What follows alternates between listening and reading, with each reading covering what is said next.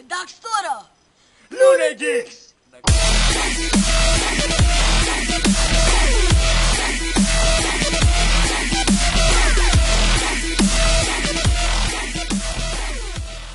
Ωραία. Για όσους δεν ξέρουν, είναι η πρώτη φορά και τελευταία που δείχνω το πρόσωπό μου. Γι' αυτό μην γράφετε που κάνω. Μίτσιους γράφτε το πρόσωπο, δείξτε το πρόσωπο σου πάλι, μισή πέντε. Σου! Ωραία. Τέλος πάντων. Συνεχίζουμε. Ποιος ξέρετε έκανε ο Παπαδρέου πριν από 4 χρόνια στο μάτιό του. Κάτσε. Θα σου πω. Εγώ ξέρω. Ωραία. Θα σου πω απλά. Το κάνω στους Παπαρδέου. Ναι, αυτό είναι. Παπαρδέου. Παπαδρέου. Ωραία. Δεν θα σκεφτώ τι θα κάνω σήμερα. Βρήκα να πουλήσω την Ελλάδα στη Μέρκελ. Τι πιο συνηθισμένο. Ωραία. Κοίτα. Συνηθισμένο είναι για σένα. Εμένα να μας ρωτήσεις. Ωραία. Εσύ μπορείς να πουλάς κάθε μέρα μια χώρα της φαντασίας σου. Κάθε μέρα. Για 10 εκατομμύριο παπαντηράκια. Δεν έχει σχέση αυτό. Ωραία. Συνεχίζουμε. Γιατί ρε Γιώργο. Γιατί ρε Γιωργάκη. Εγώ σε σχέση με τα δυο μου χέρια. Εγώ σε έπαιρνα να το πουλήσω και το πέταγα κάτω. Τι άλλο θέλεις. Ωραία. Αυτό... Εντάξει τώρα, πες μου, είναι σοβαρό.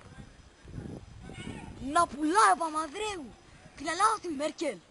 Θα την από τον Χίτλερ. Συγγενή του Χίτλερ. Το ίδιο είναι. Ναι, το... Ωραία. Το βάλω από την αρχή. Μην πολύ κουνιάσαι, Το βάλω από την αρχή. Ποιος είναι ο μαλάκας? Ο Παπανδρέου. Αντί που γουστάρει το Σαμαρά. Ναι, nice. Ωραία. Ο Σαμαράς είχε από τη Γερμανία. Τι έκανε στη Γερμανία? Εγώ ξέρω, κυρία. Ωραία, βρήκα.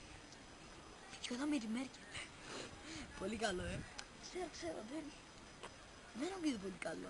Αλλά είναι αλήθεια. Έχετε δει την πρώτη φορά που ήρθε? Δεν είδες κάτι... Εδώ πέρα μια φλέμα να πετάγεται απ' έξω. Ναι, ήτανε... Νευριασμένος μόλις ήρθε, χωρίσανε... Με είχε πάρει την κοιτάζει όμως. Αυτά να πάνε.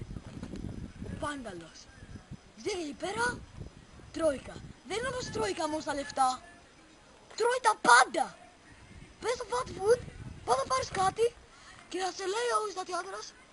Συγγνώμη, μας τα βιολί Τρόικα. Και να βλέπεις εκεί πέρα το Πάγκαλο με τον παπά να τρώνε. Και να τρώνε. Είναι σαν να πας εκεί πέρα και να του πεις τι κάνετε μαλάκα, τρώω το μεσημεριανό μου. Ωραία. Και εσύ μαλάκα. Για πες μου. Σπίτι δεν έχεις. Πού γεννήθηκες? Σε Βάρκα. Πού, πες μου. Ωραία. Ναι, ωραία. Πολύ σοβαρά. Αυτή είναι η τελευταία φορά. Είναι το πρόσωπό μου. Γι' αυτό